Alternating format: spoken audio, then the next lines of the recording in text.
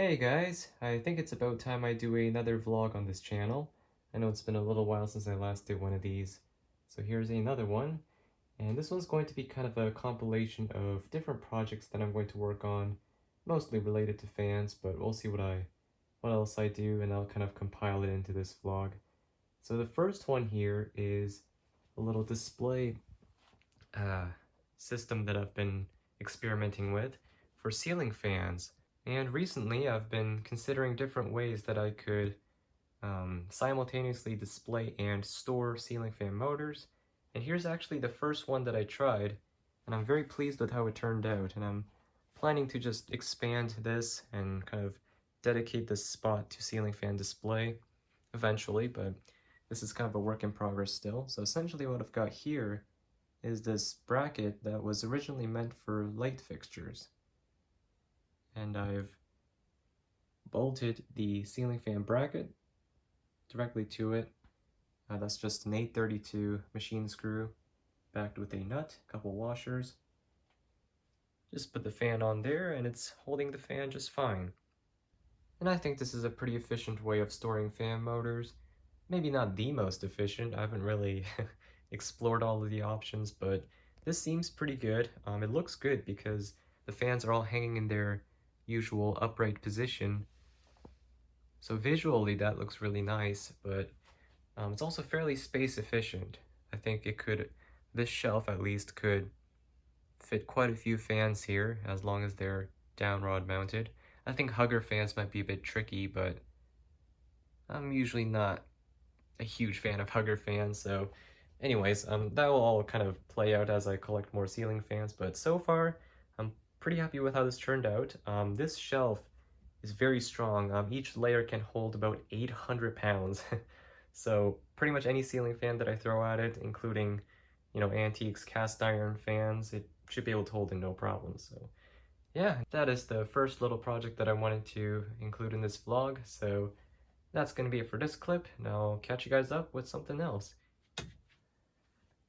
Alright, so continuing on with our topic of ceiling fans, here's another project that I want to complete before National Ceiling Fan Day, which will be coming up soon. This is actually a project that I wanted to do when we first moved into this house more than 2 years ago at this point, but essentially it's a little ceiling fan display in this storage room.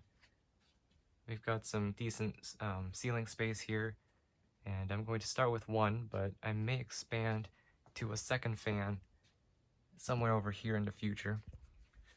But this one here, I've got a ceiling fan brace and box installed.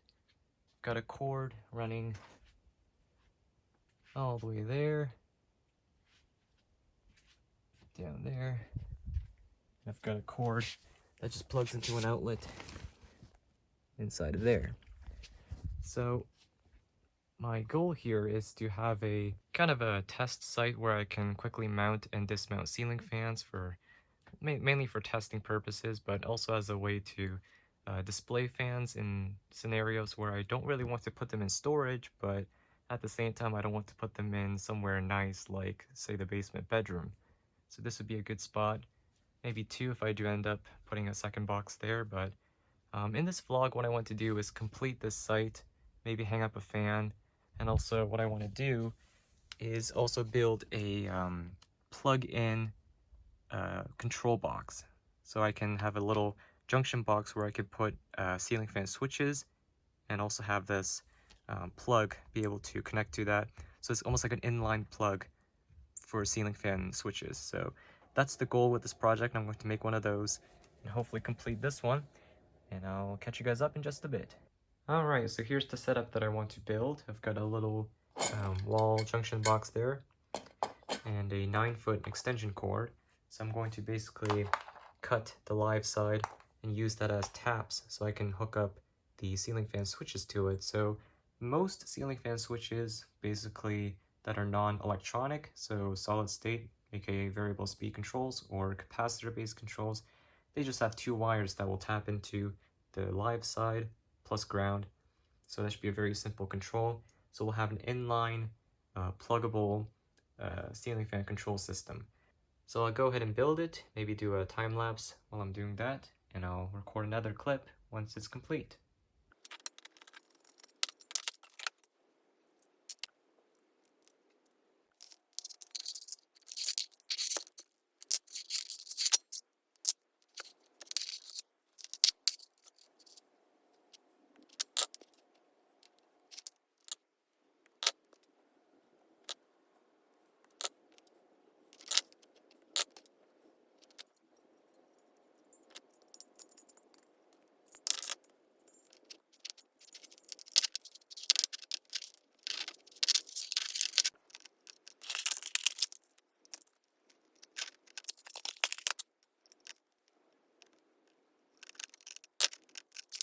So I'm just going to tin the tip of these wires because this is going to be repeatedly used on different ceiling fan switches, so I want to make sure that these strands are protected, so I'm going to tin them with solder. Should be good. So I've got my little trusty Lakewood HV4, which is going to be clearing the solder smoke away. Alright, let's do it.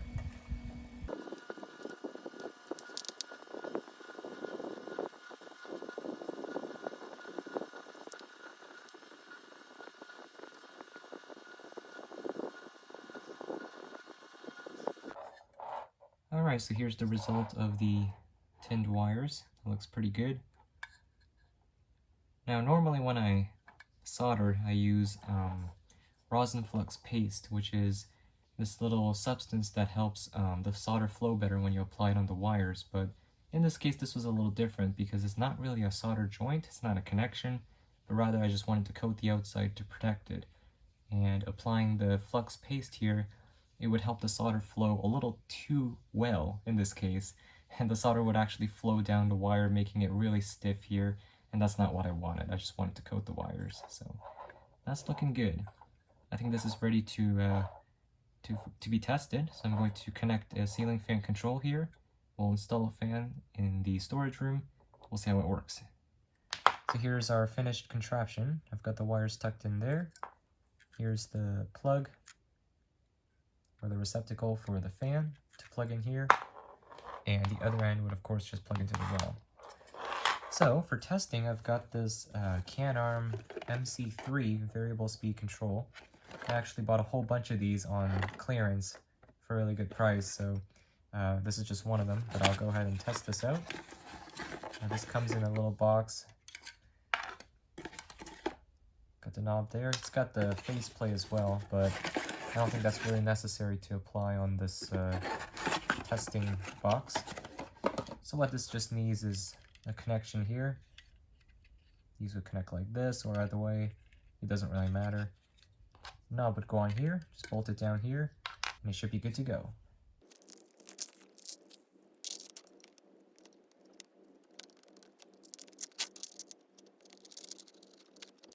And the fan of choice is the Evergo industrial ceiling fan. I think that'll be a good match for the storage room. So let's put this up.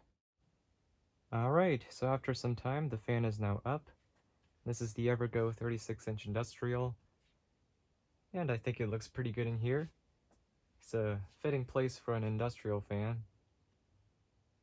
Now it's hanging down a little bit lower than I wanted it to, but that's, well, obviously that's kind of out of my control. This fan came with I believe that's an 18-inch down rod. So that's 1.5 feet. And even though this is a 9-foot ceiling, it's hanging down a little bit low. I can touch the blades, but it's not that bad. This room doesn't have much traffic anyways. So there's the fan. I've got the box set up there, of course. It's hanging from there. And the controller here, our new inline ceiling fan control switch. I put the faceplate back on, got it plugged in. Got the controller plugged into the outlet there. And let's start it up on low. And I also adjusted the trim pod to make sure the fan could start up reliably on low speed. So here it is. It's got a bit of a buzz because it's a variable speed control. But otherwise,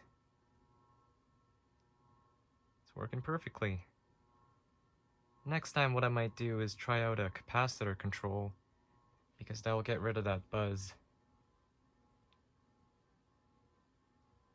And also I find that this can arm control doesn't have a very good low speed range, at least for this fan anyways.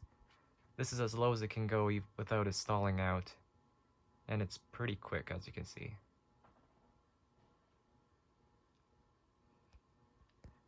Yeah, let's crank it up to high. Of course, the buzz will disappear because the solid state won't be working on high speed.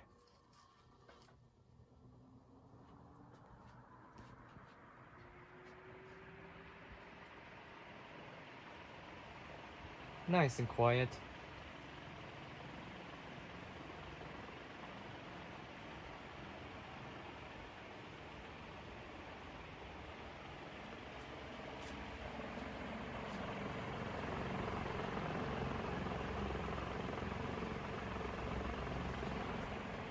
Yeah, that looks great.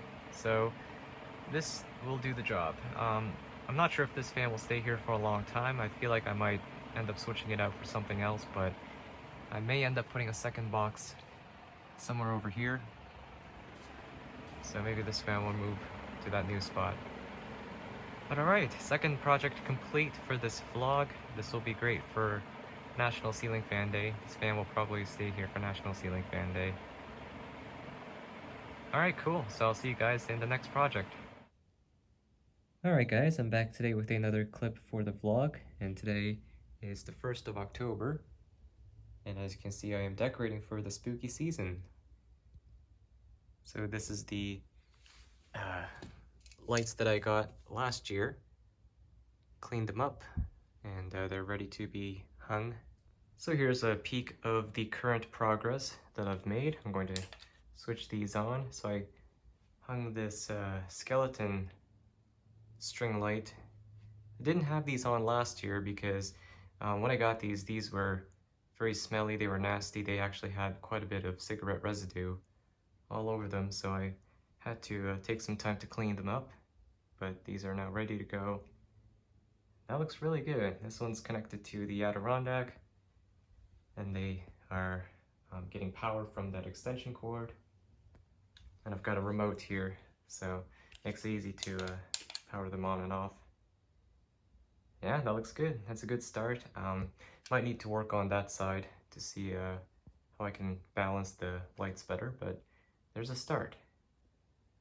Over on this side, I've got the bat lights, the same one that I've had for many years. What I like about these lights is that I keep them here until the end of Christmas, because the bats just come off and they work just fine as Christmas lights, so these are going to stay until past New Year's probably. So that's securely mounted on. So again, it's on the remote controlled outlet unit. So that powers on just like that. So I'll keep decorating, and once it's complete, I'll check back in. And diverting away from Halloween decorations for just a little bit, I've got an update here that I meant to include earlier on in the vlog, but I kind of forgot about it. But while I was hanging up the lights, I remembered. So this was a summer project that my dad and I worked on. We installed a new wall-mounted shelf here. Got 4 of those heavy-duty brackets with that extra triangular brace. So this thing can hold some serious amount of weight, hundreds of pounds. It's going into the studs in the wall, so it's super durable. And I've got some fans on there, and these old fan advertisements. One for Emerson, Westinghouse, and Robinson Myers. I've even got this little HO scale flat car with Westinghouse's brand name on it. Thought that was cool. I need to dust it again because it's getting a little dusty, you can see there. I got the V-Fan Mini Classic there as well. I got an incandescent GE bulb lamp and also a candle lamp. So this is still heavily a work in progress. I still want to organize it and make better use of it. Maybe put more fans as well, but that's a start. I've got one here as well. So that's also a work in progress. But yeah, that's a little update for the bedroom, new shelves, and back to the decorations. Alright guys, so I think this year's Halloween decoration setup is pretty much complete. I'm looking around and it's looking pretty good so far. And I'll save the complete tour for Halloween, or at least close to Halloween. So that's pretty much going to wrap up this vlog. I know it's been I think over a month since I started recording content for this vlog, so it's pretty long, but anyways, hope you enjoyed it. And as always, thanks for watching guys, and I'll catch you all in the next one. Peace.